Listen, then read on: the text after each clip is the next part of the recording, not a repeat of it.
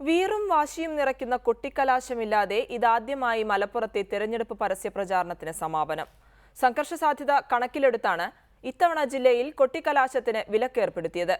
ഇനിയുള്ള മണിക്കൂറുകൾ മുന്നണികൾക്ക് നിശബ്ദ പ്രചാരണം നടത്തി വോട്ടുറപ്പിക്കാനുള്ള അവസാന അവസരമാണ്. മലപ്പുറത്തിന്റെ തെരഞ്ഞെടുപ്പ് ചരിത്രത്തിൽ ആദ്യമായാണ് കൊട്ടിക്കലാശമില്ലാതെ ജനം പോളിംഗ് സ്റ്റേഷനിലേക്ക് എത്തുന്നത്.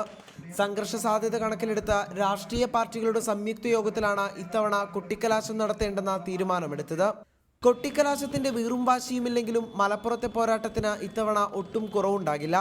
പ്രചാരണത്തിന്റെ അവസാന ലാപ്പിൽ മേൽക്കൈ നേടാനായെന്ന ആത്മവിശ്വാസത്തിലാണ് ഇടതുമുന്നണി. സ്ഥാനാർത്ഥിത്വം പ്രഖ്യാപിച്ചതിന്റെ ആദ്യ നാളുകളിൽ ഉണ്ടായിരുന്ന സ്വതന്ത്ര സ്ഥാനാർത്ഥി പേയ്മെന്റ് സീറ്റ് വിവാദങ്ങൾ കെട്ടടങ്ങിയതോടെ സംഘടനാ സംവിധാനം പരമാവധി ഉപയോഗപ്പെടുത്തിയുള്ള പ്രവർത്തനമാണ് ഇടതുമുന്നണി ജില്ലയിൽ നടത്തിയത്. ജില്ലയിലെ 5 മണ്ഡലങ്ങൾ ഇത്തവണ പിടിക്കാനാകുമെന്നും LDF പ്രതീക്ഷിക്കുന്നു. അതേസമയം സിറ്റിംഗ് മണ്ഡലങ്ങൾ ഒന്നും തന്നെ നഷ്ടമാകില്ലെന്ന ഉറച്ച വിശ്വാസത്തിലാണ് UDF. മുസ്ലിം ലീഗിന്റെ ഉരുക്കുകോട്ടയിൽ വിള്ളലുണ്ടാകില്ലെന്ന് മുന്നണി ഉറച്ചു വിശ്വസിക്കുന്നു.